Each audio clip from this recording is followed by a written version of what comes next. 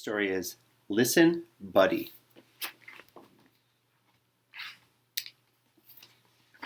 Buddy's father had a beautiful big nose. He was a great sniffer. Buddy's mother had big, beautiful teeth. She was a great chomper. And Buddy had beautiful, big ears. It didn't matter. When Buddy's parents sent him to get vegetables to the vegetable stand to get baskets of squash, he came home with baskets of wash. When they asked him to go buy 15 tomatoes, he came back with 50 potatoes. Oh, Buddy.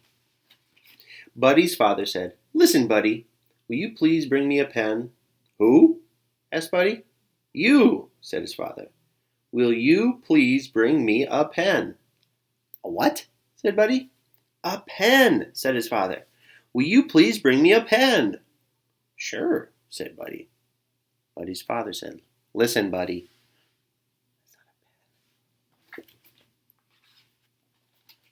Buddy's mother said, "Listen, Buddy, will you please go get me a slice of bread?" "Who?" said Buddy. "You," said his mother. "Will you please go get me a slice of bread?" "A what?" asked Buddy.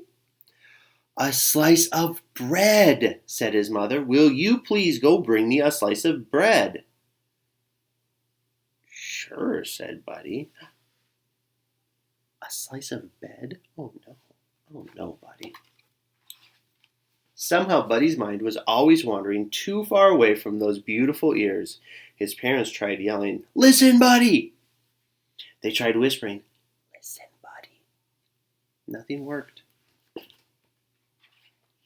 One day, Buddy got permission to go for a long hop.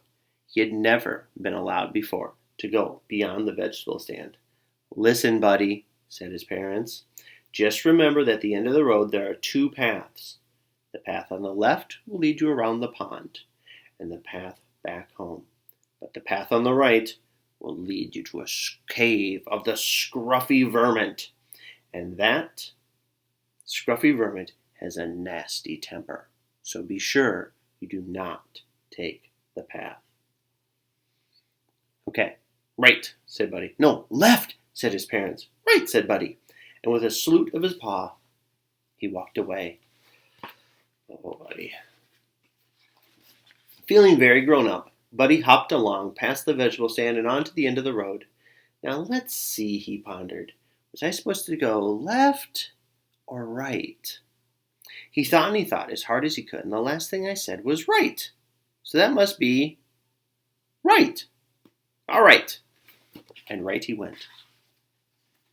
Good, Buddy. 25 hops later, Buddy discovered that right was wrong. There in front of the cave was the scruffy Varmint, doing scruffy things that varmints do, like snarling, mussing his hair, rubbing dirt on his knees, and scratching a whole lot of itches. At his feet was a large soup pot. "What are you going to do with that soup pot?" asked Buddy. "What does one usually do with a soup pot? Bake pie?" replied the scruffy Varmint, not too kindly. "I'm going to make some soup." "Some what?" asked Buddy. "Soup," snarled the Varmint. Buddy had forgotten his parents' warning about the scruffy Varmint, and he asked eagerly, "May I help?" The scruffy Varmint was not fond of having company, but with the help he'd have his soup ready sooner, so he said, "All right, bunnyrabbit, come with me and gather firewood." "Who? What?" asked Bunny.